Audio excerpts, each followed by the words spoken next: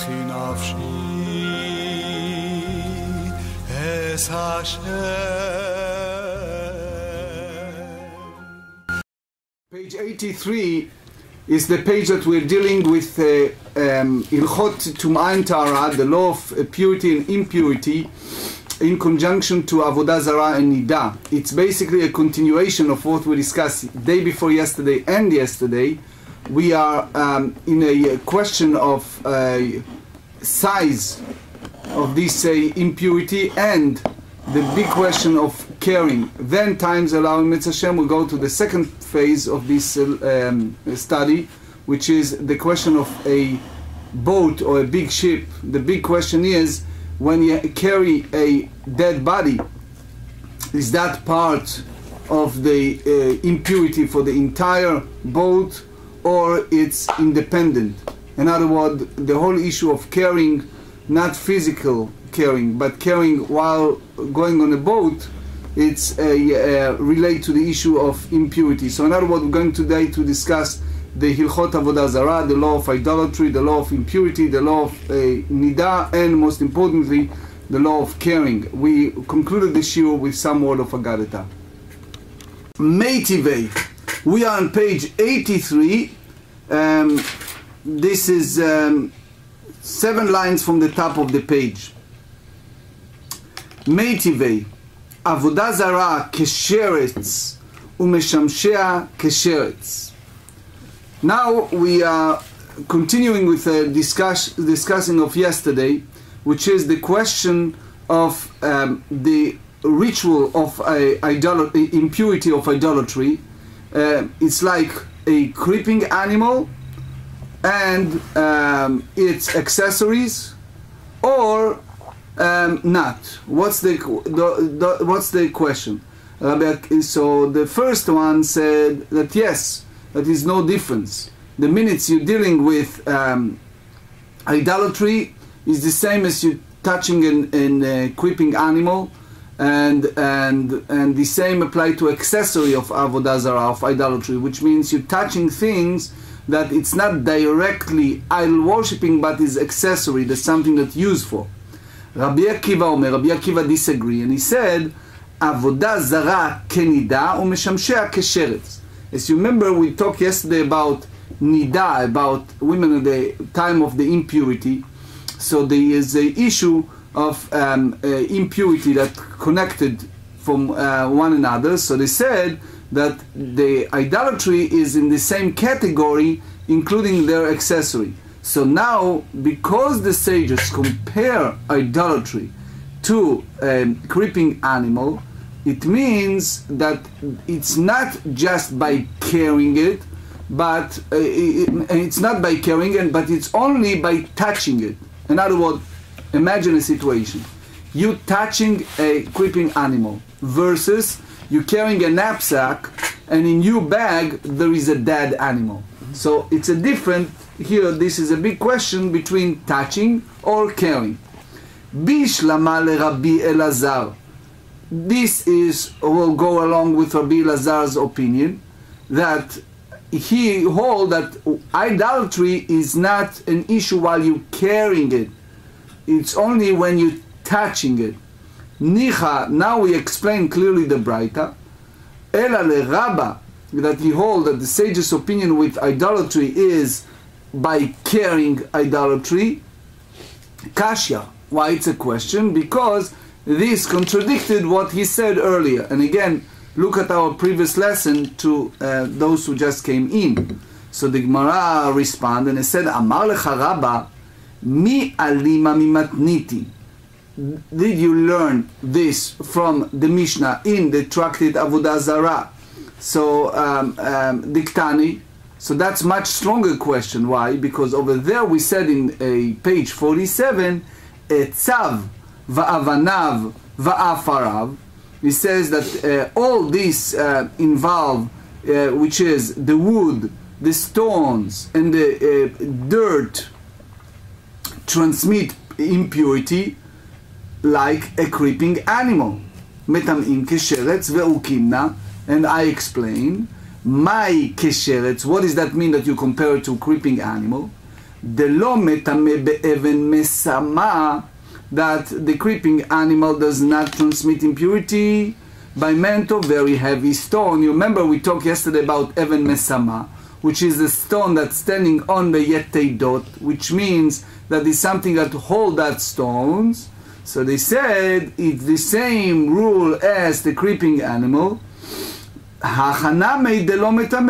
So here in the Braita, we should say that what the sages told us, that idolatry is the same as creeping animal, that it's not, does not transmit impurity be'even mesama, via a very heavy stone, which means it's carried only by tum'at masa, by carrying it.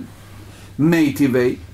Now we ask from the following Braita, nochri ve'nochrit.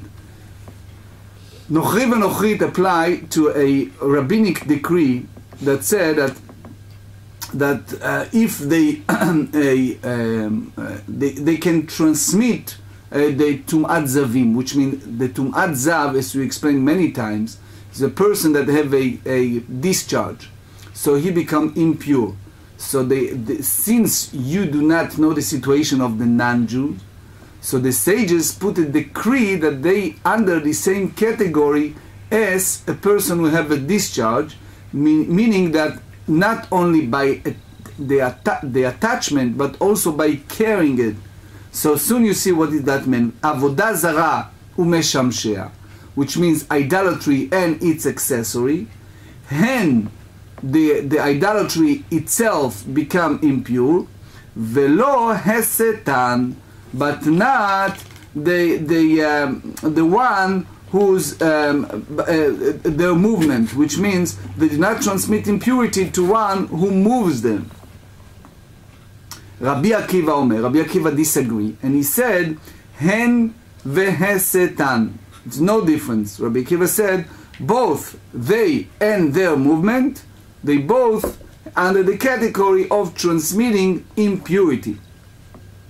So now we ask a question, meaning what we understand, that idolatry is also in masa, in caring, and what we said earlier, that it's not by caring. So they said bishlama le Rabbi Elazar, this will go along with the opinion of Rabbi Elazar nicha. Then we explained clearly, because Rabbi Elazar said that idolatry is not included a transmitting impurity by carrying it. Ela le Rabba. But according to the Rabba that said what? That idolatry is including carrying, kashya, because now you see a contradiction between what he said earlier and here. Amar lecha Rabba, Rabba responded and he said, ule ta'amich, and according to what you said, nochri v'nochrit name hen velo hesetan, that since you talk also about the impurity of the non-Jews, so then it's included everything, including the accessories. Ve'atanya, but we said in the book of Vayikra in Leviticus chapter 15, they said, Dabru el bnei Yisrael va'amartem alehem, ish ish ki yezav mibsaro zovo tamehu. So this is a sentence that speak about the shichvat, the discharge, the secretion that come from the discharge of a body of a zav, and the person become impure by this semen that carries discharge, for example, and it's very much compared to a regular discharge. And this, if the Torah said if it happens twice below than 2 days, so by touching him you become impure, and also by carrying, and also by midras, by standing on. So that's the sentence. It says, speak to the children of Israel. That's in the Torah in Leviticus. And say to them, when any man has an emission from his body, his emission is impure. Which means, by the Torah law, what we understand, Bnei Yisrael metam'im beziva, ve'en nochrim metam'im beziva. Because the Torah said specifically, the children of Israel become impure to the emission of a zav, it means that it applies solely to the children of Israel.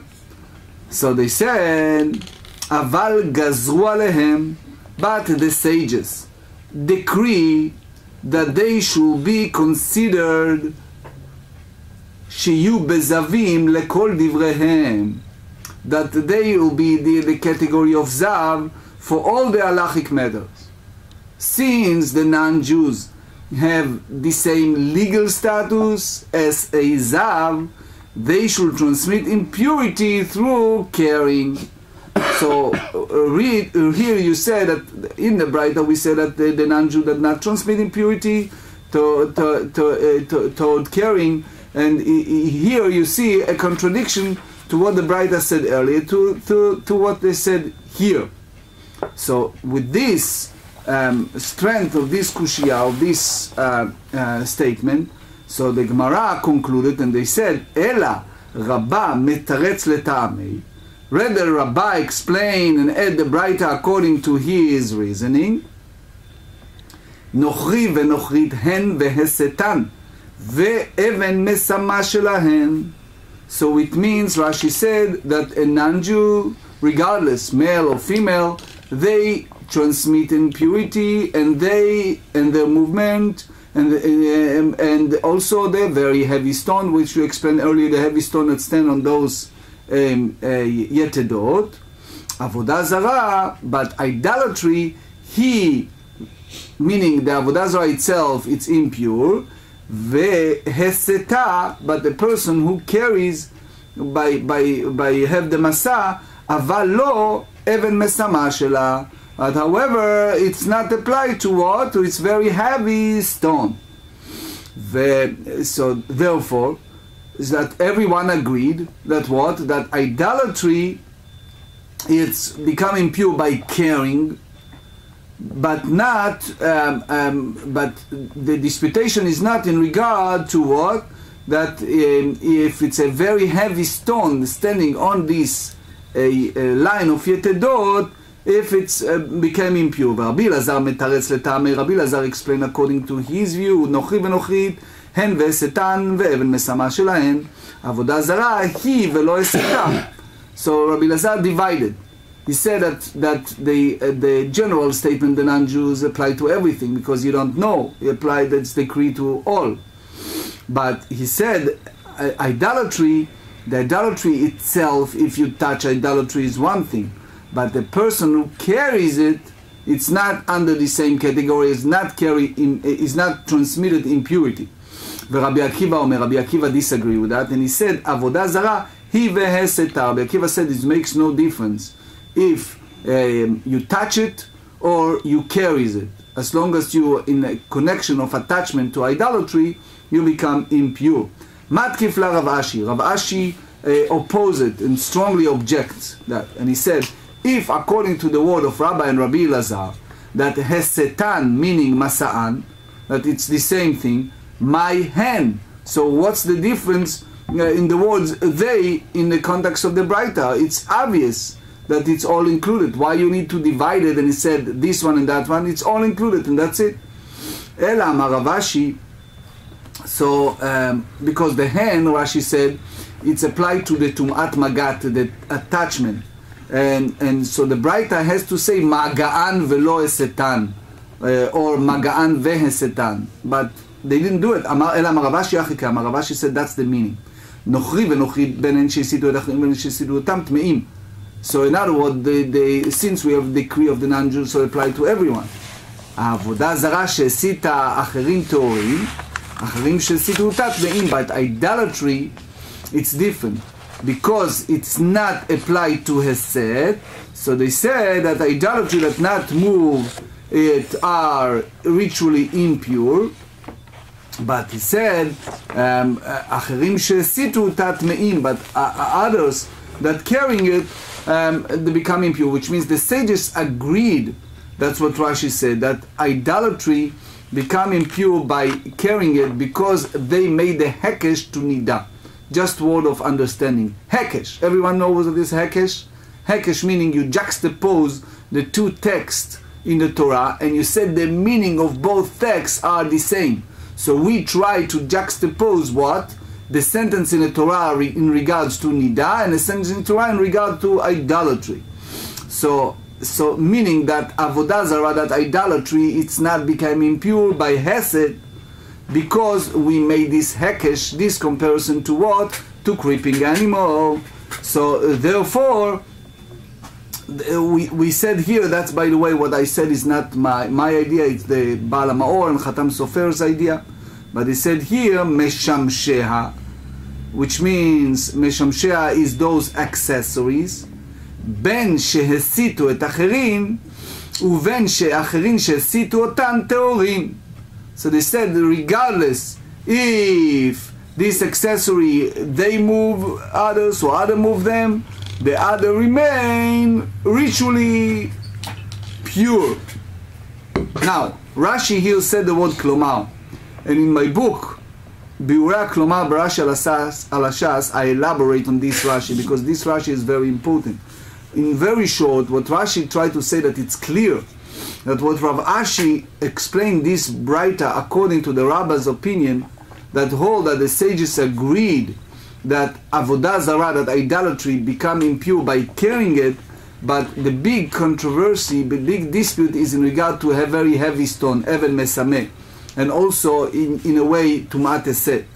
So in other words, Rashi tried to say that you can explain this Braita also according to Rabbi Elazar. Anyway, time is running out, so I cannot go more in this Rashi. You're just welcome to read it in my book. Rabbi Akiva disagreed, and he said, Nochri v'nochrit v'avodah zarah, meaning the non-Jew and the idolatry, ben hen she'esitu et acherin uvel acherin she'esitu tam tme'in, meaning that since the sages put upon the nochrim the tum'at zavim, the impurity of the zav, so avodah zarah, the idolatry, it become impure by what?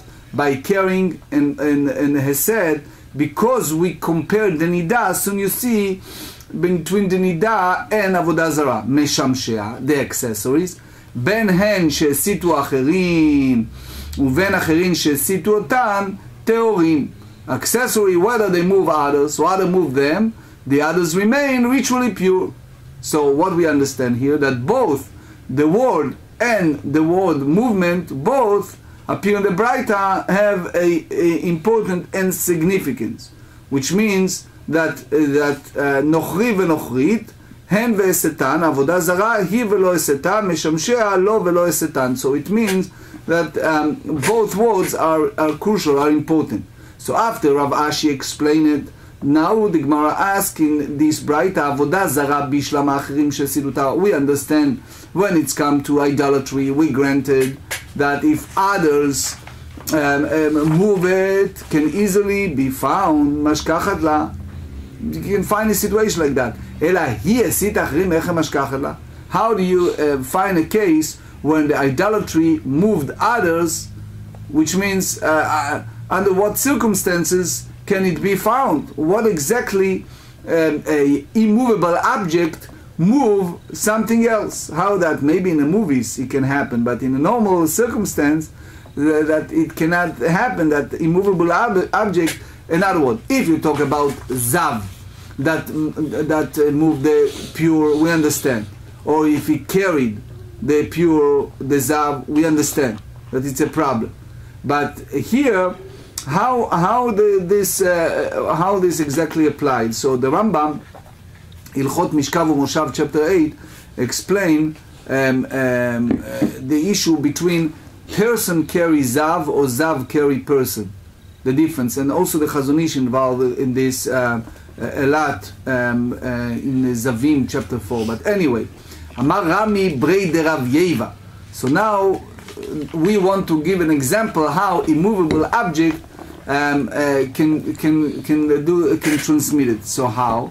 So they said as follows. Kidetnan.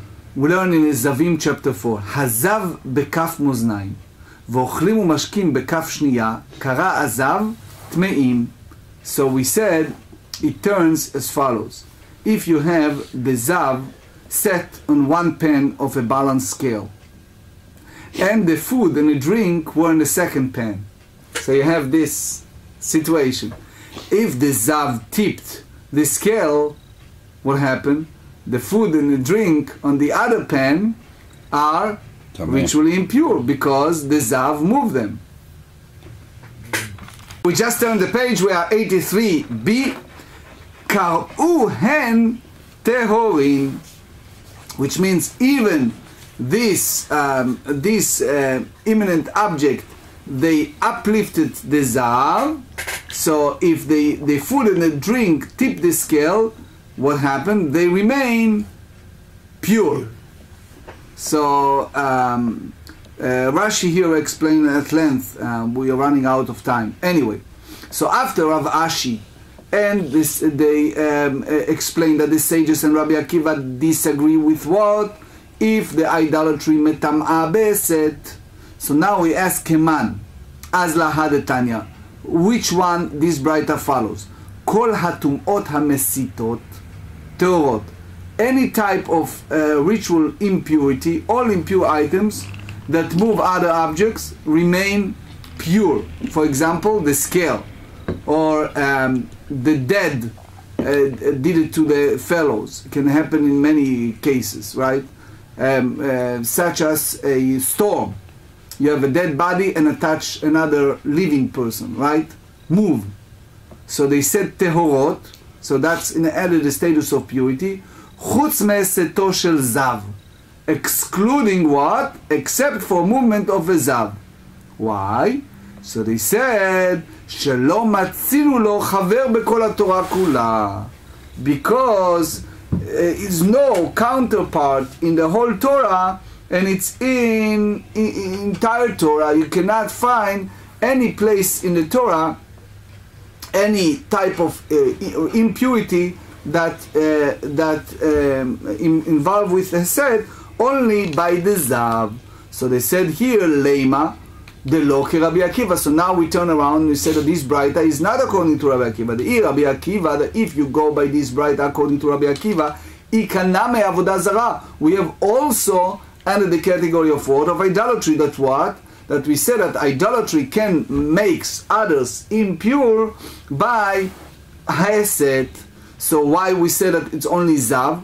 Can be others. So basically this Braita is according to the Rabbah, who hold that according to Rabbi Akiva, idolatry become impure by Hesed.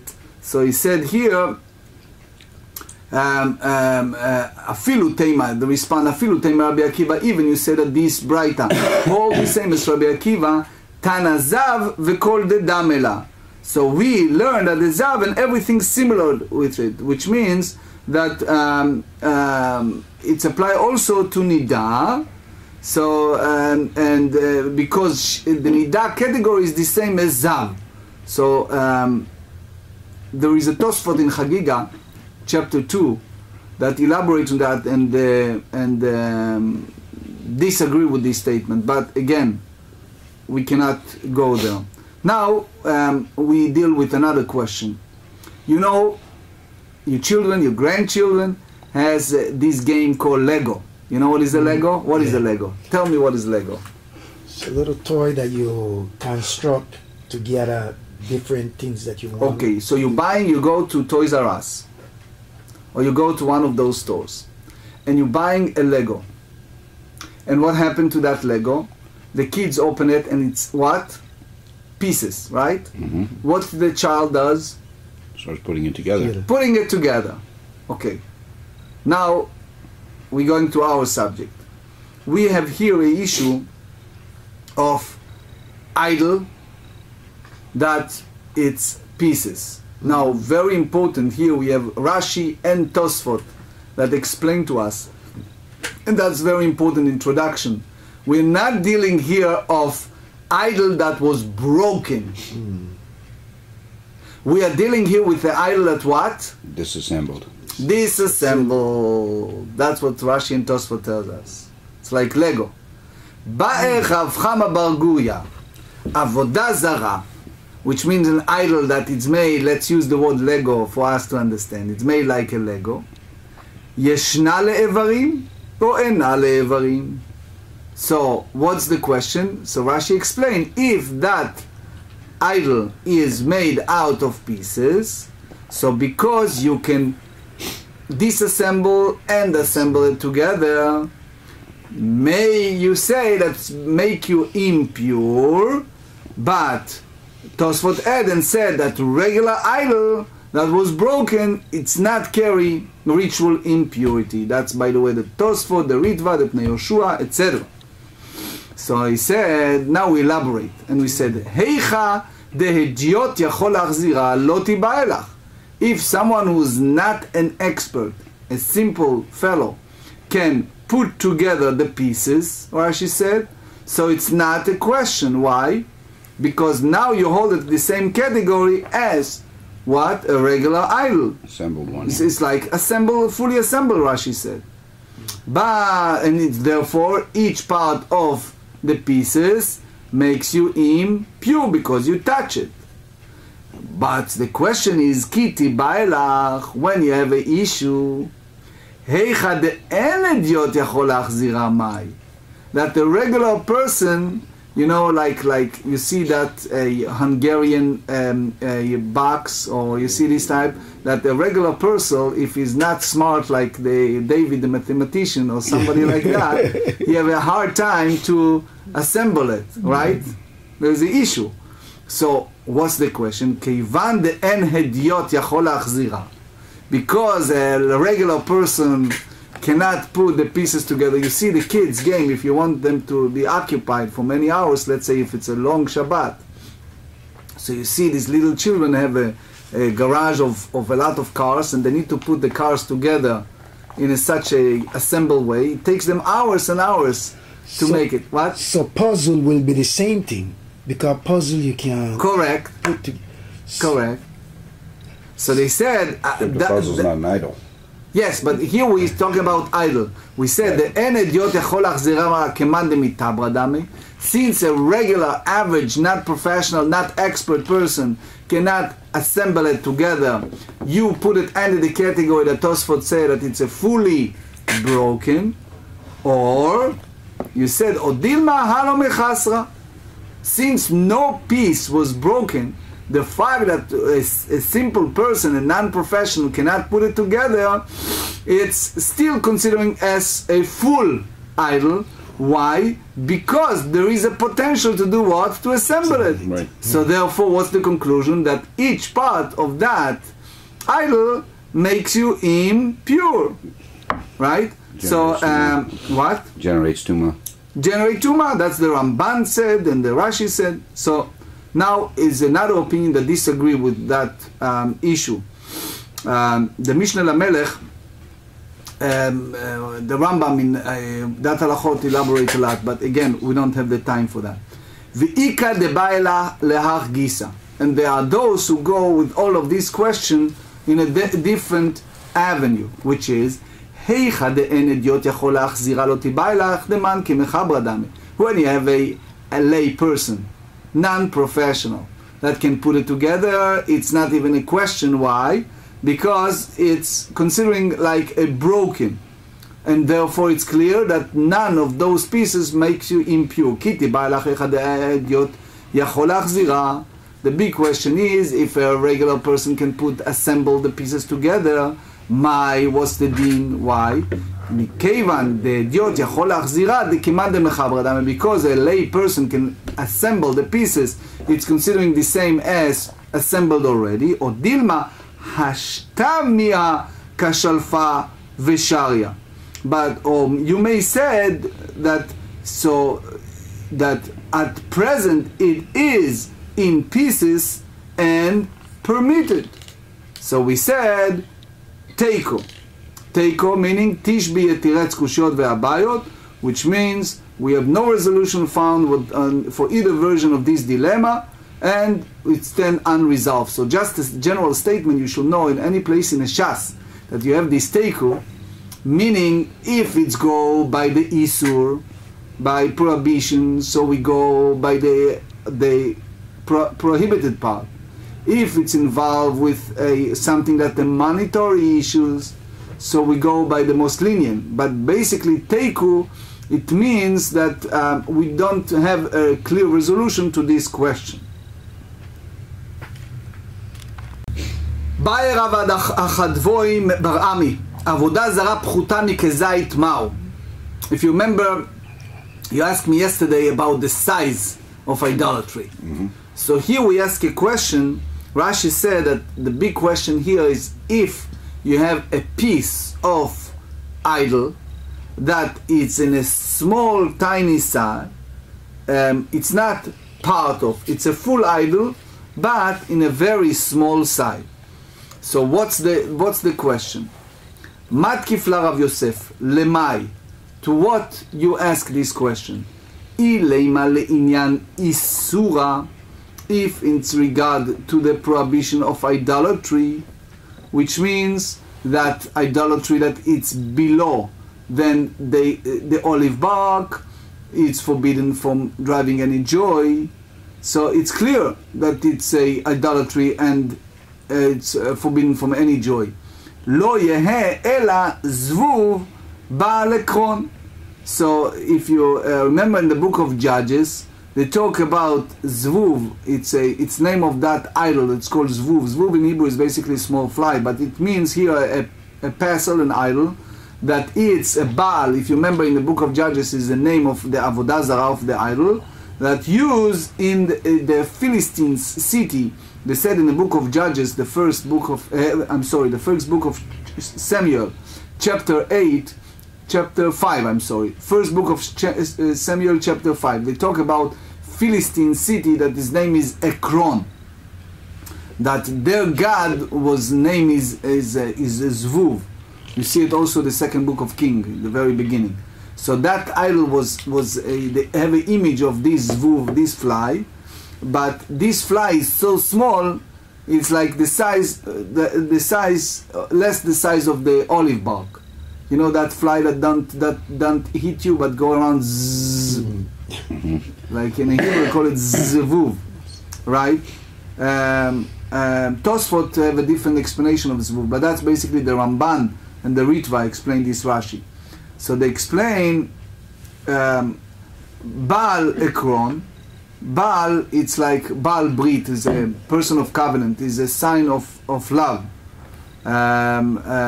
because they hold, the Radak said that in those days they hold the idol as their spouse, as their part of themselves, right? So bad. מלמד שכל אחד ואחד עשה דמות יראתו ומניחה בתוך כיסו, that everyone made a small idol and put it in his pocket. כיוון שזוכרה, the minutes he remember that he has it, what did he do? מוציאה מתוך כיסו ומחבקה ומנשקה. He pull it out of his pocket and kisses and hug it. It's like part of himself. Where do you see it today? Go to China or go to Thailand or go to those countries, you see they selling that, and in some sect they use that small idols and they do that, right? So what we said, that they are so religious in a sense that they love their idol, that even it's smaller size than what? That kezai, the olive bulb. So now we explain. Ela le'inyan tum'ah mai. What is the halacha in regard to matter of impurity? We have two sides of the dilemma. Kevan de'itkish lesheretz, because we make a juxtaposition, hekesh, towards a creeping animal, ma sheretz beka'adasha, because the creeping animal, it's even a small size as adasha, with his lentil bark, which is a very small size, that it's below than olive bark. Af avodah zara nami beka'adasha. So idolatry is the same as that category, that is small lentil bark. Or dilma, or you may say ha'itkish lemet, because we compare it to what? To dead body, right? Because they said in the second book of King, chapter 23, al kever bnei ha'am, on the grave of the people. So therefore, mamet bikezait, because in a dead body with a crop, we have to say that it's a minimum of an olive bark. Af avodah zara bekezait. So idolatry transmits impurity only when it at least an olive bark. So now we elaborate. Amar Rav Avya v'itema Rabba bar Ula Tashma, the Tanya, Avodah Zara Pchuta Mikezait. We learn in the Braita, if it's idolatry that is below than olive bark, En Batuma Kolikar, it's not carry any ritual impurity, Shene'emar. We read about the king Yoshiyahu in the book of second book of Kings, chapter 23. He says, when he was a righteous king, so what did he do? Vayashlechet afara al kever bnei ha'am. What did he do? Yoshiyahu tried to purify the land of Israel from all these idols. So what did he do? So he pulled out from the temple in Jerusalem. He pulled out in the early temple. He pulled out the Asherah, the tree that used for idol worship, and he burned it. And those pieces that wasn't burned, he smashed them to make them like a dust, and then he put it on the grave of the people that worship in order to show everybody how bad they are. Right? So they said, Mamet bikezai, the same way as the dead body, a crop is what? The olive size of avodah zara bikezait. So idolatry is also in the size of an olive bark. So they said, V'Rabanan. So now we ask, according to the sages, according to the way that Rabbi Lazar explained, that it's only in the touching idolatry, but it's not by carrying it, and it's not by a heavy stone. Lemai hilcheta, itkash lesheret. What halacha idolatry juxtaposed to a creeping animal. The lo metame b'masa, that is not carrying impurity by carrying. Lenida de'ina le'evarim, for the nida of pieces, which means nida in that sense, if you have a piece that come out of the body, so that's not applied in nida, which means that nida, it's the ritual impurity and not apply for the part of the body, for the limb. Lemet, to the dead body, the lo metameh beka'adasha, that the dead body not become impure for a very small lentil size, only in the olive bark. So it means that all these three hekeshes, we learn all these three juxtaposition, we learn to be what? To be lenient in the sense of idol worshipping. Right? Now, Eima, lechumra. May you say that that's applied to what? Lechumra, to be more stringent, which means that because we should go the other way. When it said lemai hilcheta akashe rachbana, with regard to what halacha did the Torah juxtapose idolatry to creeping animals, letamuye beka'adasha, that make him impure for the side of lentil bark. So they said, lenida letamuye be'even mesama, with the nida to establish the transmitted impurity to the via a very heavy stone.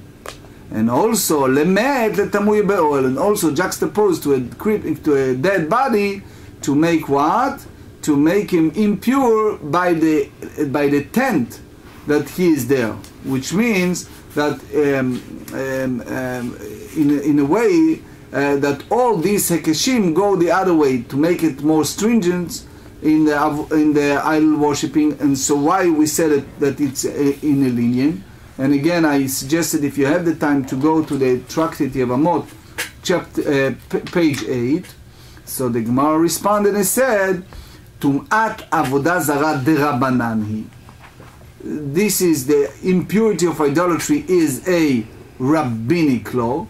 Vekula vechumra, and whatever they have two possibilities to make this hekesh, either to do it lenient or to be more stringent. The rule is lekula makshinan, lechumra lo makshinan. We juxtapose to establish the lenient possibility, and we do not juxtapose to establish the stringent possibility. So what you see here, that what Rabbi Akiva said, the hekesh of the idolatry, it's really go by stringence. And according to Rabbi, even the sages said it. So the difference between nida and other hekeshes, we need to see the previous page, Tosfot, Dibur HaMatchil Rabbah, and also Ramban and Ritva. But again, we do not have a time, and now we go to the next Mishnah. If you remember, we said at the beginning of this tractate that we have minayin le. How do you know what? So now is the next question in regard to boat. If you have a boat, you know that a person become pure when he duck in the mikveh or in the ocean. Now is the question of a boat. Imagine we are here in a city that have a lot of boats, right? So what happened? Minayin lesfina shehi teora. How do you know that a ship is ritually pure? Which means that in a sense that cannot become ritually impure. Shene'emar, they said in the book of Mishle, in the Proverbs, chapter 30, Ve'arba'a lo yeda'atim derech oniya belev yam. The way of a ship is the midst of a sea. Which means, we learn from that sentence that King Solomon have 4 things that people cannot know by themselves. One is how a ship go to the depth of the city and the water coming back the same spot as the ship went through, like nothing happened. So that's the Metzudat David explanation of that pasuk. But anyway, he learned that in the category of purity, the ship has the same category as a regular ocean, meaning the same way as the ocean did not accept ritual impurity, which means if you have a dead body in the ocean, it does not make the ocean impure. The same way, if you have a ship that carry a dead body, it's not accepted impure. Now soon the Gemara explain how do you learn it. So he said, Pshita. So Rashi explained and said, that's obvious, we understand that Oniya belev yamhi, that we know that the ship is the heart of the water. So Hakamash Melan, so it's come to teach us that what? Keyam. That it's the status of a boat is like that of the sea. Mayam tahor, the same way as the water. Meaning any place in the ground that collected water, such as a river, such as all these different size of a sea, it's not accepting ritual impurity because it's considering mechubar lakarka, like attached to the ground, and anything that attached to the ground is not accepting ritual impurity. Af sfina Torah. So the same way as a boat cannot become impure.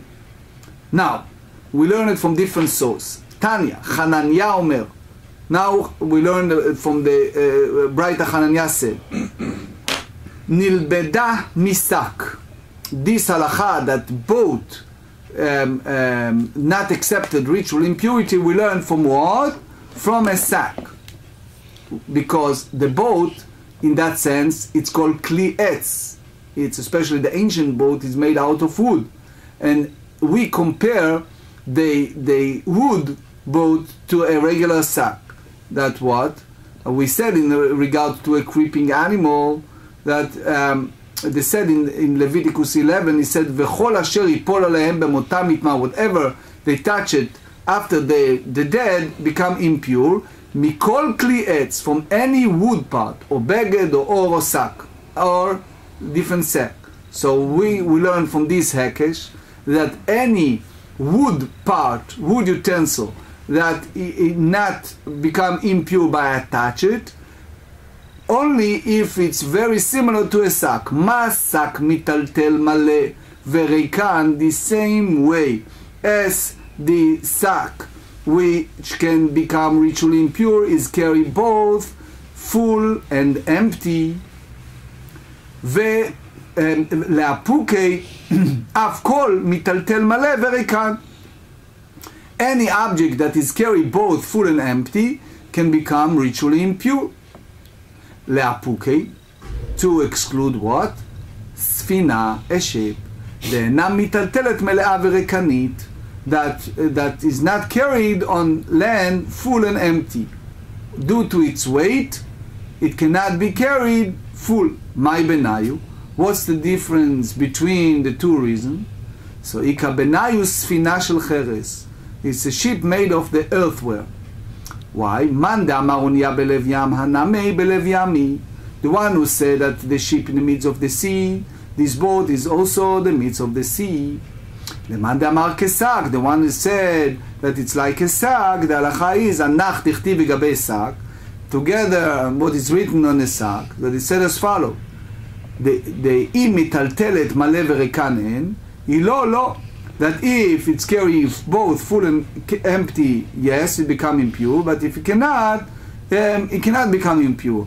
Aval sfina shel cheres, but an earthware ship that he said afal gav de'ena mitaltelet male v'rekan, that can become impure even though it is not carry both full and empty.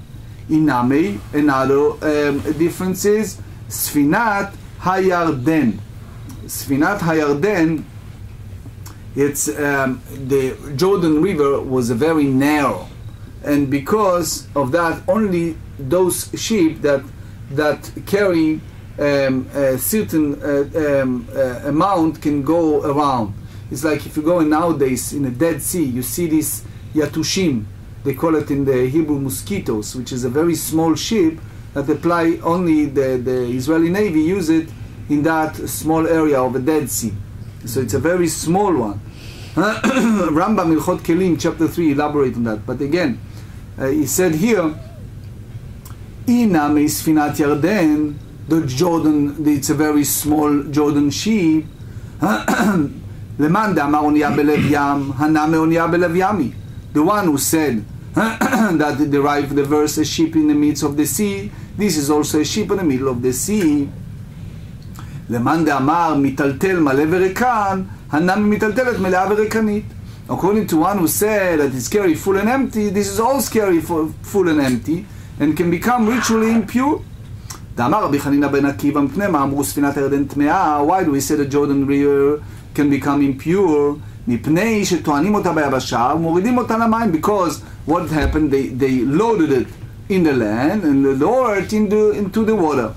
So what happened?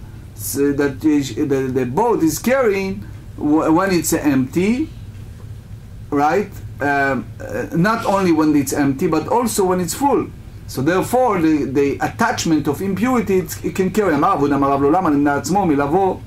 Since we bringing the Memra of Rabbi Chanina ben Akiva, so we bring another thing. So he said, לעולם נמנע אדם עצמו לבית המדרש אפילו שעה אחת. A person should not avoid himself, the Ran said, to never prevent himself from attending the Beit HaMidrash, the house of study, even for one moment. Why? Because if you're missing one lesson, one moment, you're missing, the Ran said, one Torah studies. שהרי כמה שנים נשנית משנה זו בבית המדרש. Because this Mishnah, which dealing with what? With a Jordan sheep, we study in the Beit HaMidrash, in the house of study, ולא נתגלה טענה, that and we not even thought, reason did not reveal the reason for that. עד שבא רבי חנינא בן עקיבא ופרשה, until רבי חנינא בן עקיבא came and explained it. So a person that wasn't in the Beit HaMidrash in that time, he may never know the reason forever. So Khatam Sofer explained why the Gemara brought this here, but again we don't have a time for that. אמר רבי יונתן, לעולם ימנע אדם את עצמו מבית המדרש ומדברי תורה ואפילו בשעת מיתה. A person should never prevent himself from attending the shul, attending the house of study, even the time bishat mita, which means the time that literally meaning at the very end of his life, but it means even the time of great stress. Shene'emar, they said in the book of Numbers chapter 19, they said Zot HaTorah, this is the Torah. Adam ki yamut ba'oel, a person who dies in the tent. So literally he speaks about death in a tent, but we derive in a midrashic way, afilu bishat mita tehe osek b'torah. even at the time of the end of his life, a person should always engage with a Torah study. So, it's not just in that moment; it's every moment. But that's even that specific. Ma'amar Reish Lakish is another thing he learned from that Reish Lakish. You remember the fellow that involved with all these different crime and became Baal Tshuva, right? You remember that story? So he said, "Ein divrei Torah mitkayimim ela b'mi shememit atzmo alea," which means the Torah endured to a person who kill himself over the Torah. What does that mean, kill himself? שנאמר זאת התורה אדם כי ימות באוהל. Meaning either a person avoid himself from a materialistic joy, or for something that is not necessary. The Maharsha said in Gittin that it's all the materialistic things. He just focus in the Torah. That's the way you fulfill. You sit in a class, you understand 20%, 80%, 40%, 1%, or nothing. But you kill yourself over the Torah. That's the way that the Torah fulfills itself. That the GEMARA said about the famous story of Rabbi Preda that taught his students 400 times. Or the GEMARA said is no comparison between one who learned 100 times and 101 times. So it means that the person needs to again and again and again force himself to understand it, the Torah, even, you know, it carries a arduous effort.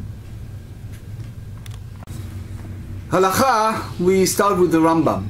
The Rambam in the Sefer Tahara, Hilchot Shabbat Tractate chapter 6. He's dealing with Meshamshei Avodah Zarah. Meshamshei Avodah Zarah, it's accessories. Often I ask that question, that people go to a Far East and they visited all different places.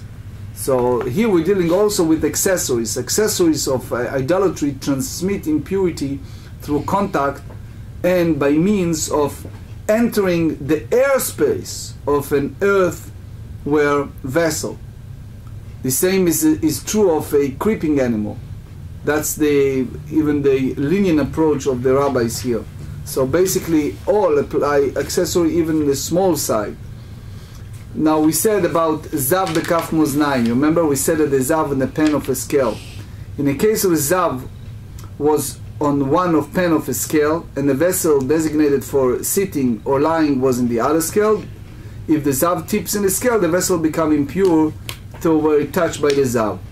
If the vessel tips the scale, this become primary source of ritual impurity, like any vessel designated for sitting or lying upon, which a Zav sit or lies. That's again the Rambam Hilchot Mishkav Moshav chapter 8. Kol hatumot hamesitot, all impure items that move other objects. The only primary source of ritual impurity that transmit impurity by moving an object without touching it are the Zav, Zava, and Nida. So we ask another question about Avodah Zarah Meforeket. If you remember, we talked today about Lego. So we said idol that is dismantled. If an idol was disassembled into its components parts, with each part remaining intact, which means that is separate, does not transmit impurity. This remain correct even if the idol could be reassembled by a common person.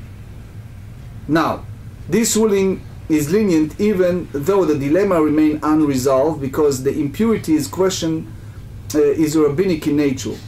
So,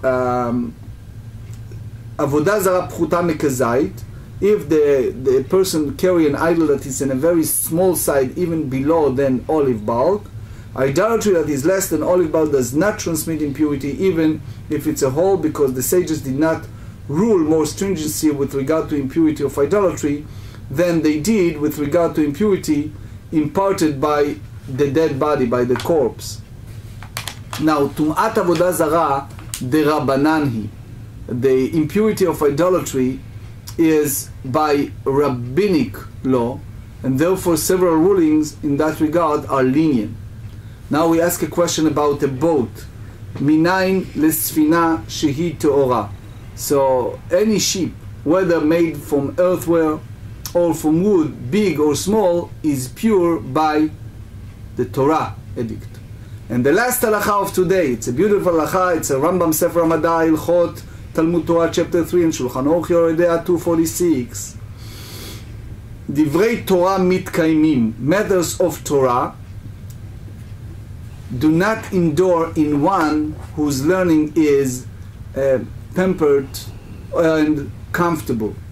They only endure in one who afflicts himself, exerts himself beyond his comfort level, and deprives himself of sleep, for example, in the study of Torah.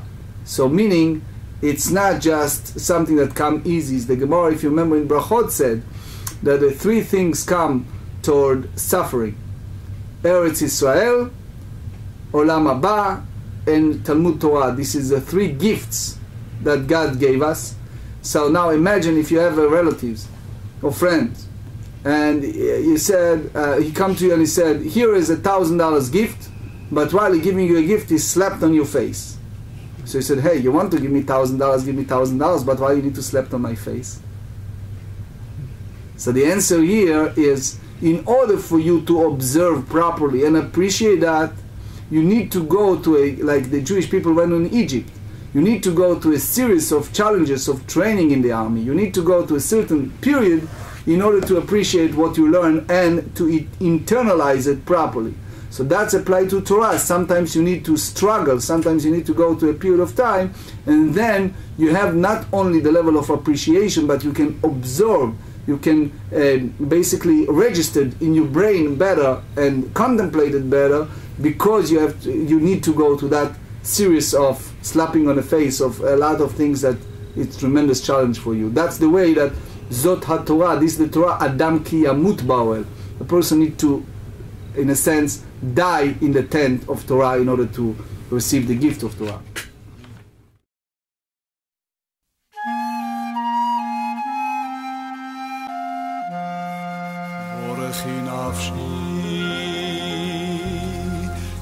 es Hashem